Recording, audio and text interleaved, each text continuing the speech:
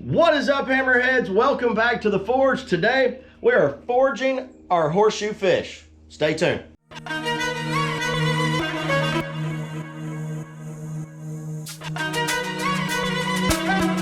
Alright guys, with the peen of our hammer, we're going to start drawing out what's going to be your bottom fin. Yep, I want to use that side as my top. Now look at your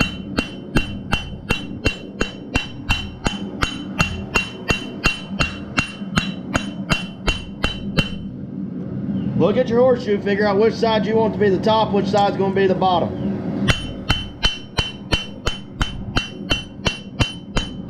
Now, if your hammer doesn't have a peen on it, get you one with a peen. So that's a lot of work to do with a rounded chisel.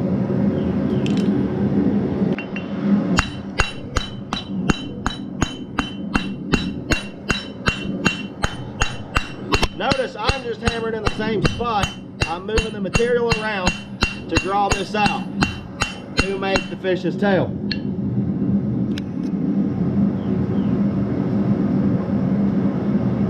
So I'm going to go a little bit wider on this side right here in just a second, and then I'm going to cut the mouth.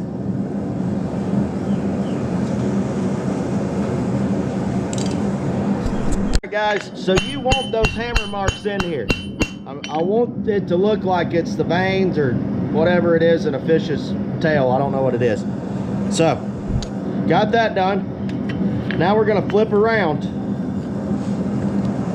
And we're going to cut where the mouth is going to be at.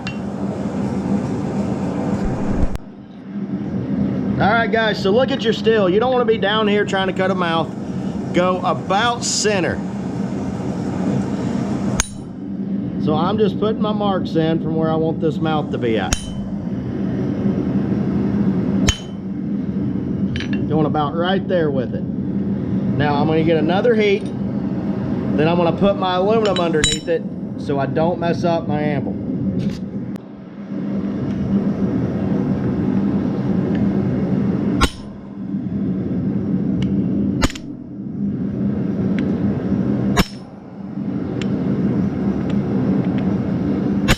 Alright, so we got it split. You can see it right there, guys. It is split.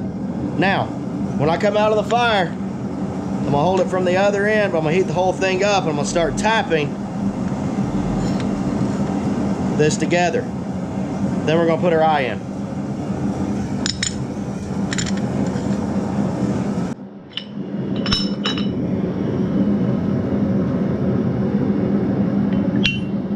Alright guys, so I'm just going to tap this together where they cross.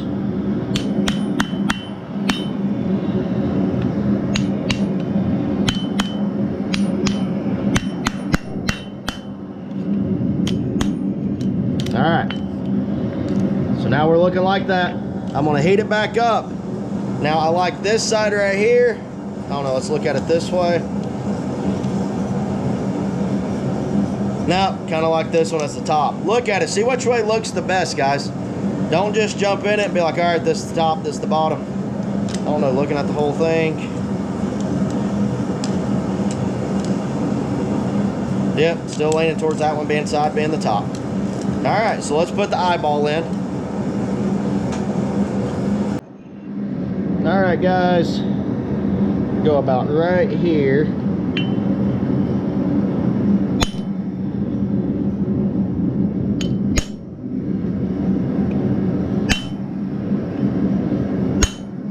Right like that right there. Now, if you have a bigger punch, use a bigger punch. If you make an eye punch, we'll use an eye punch. We'll actually do the eye punch next time. On another project, we're gonna make an eye punch. But right there is our horseshoe fish, guys. Quick, simple project, be great for a fair or festival. We're calling them steelheads, or iron heads. We haven't settled on the name yet, but I think steelhead. Alright guys, so let's get real for a minute and talk about what we learned today. So, we forged our horseshoe. Now, if you can find a horseshoe that has the cleats on them on the side, I think that's what that's called, but I don't know. Those you can hammer down and it makes a dorsal fin and whatever goes off the bottom. I don't know anatomy of a fish, so y'all just bear with me on that. But if you can find those They make a really cool looking fin for the top and the bottom also.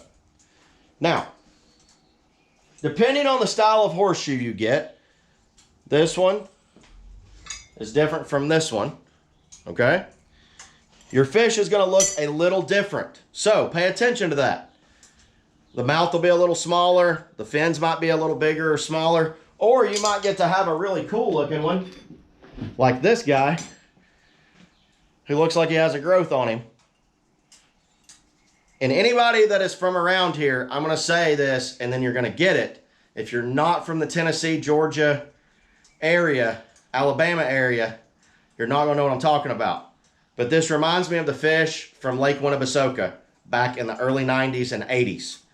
If you know, you know, but they had a bunch of, I think it's carp and stuff inside this, in the big lake, and they started having some weird growths back then.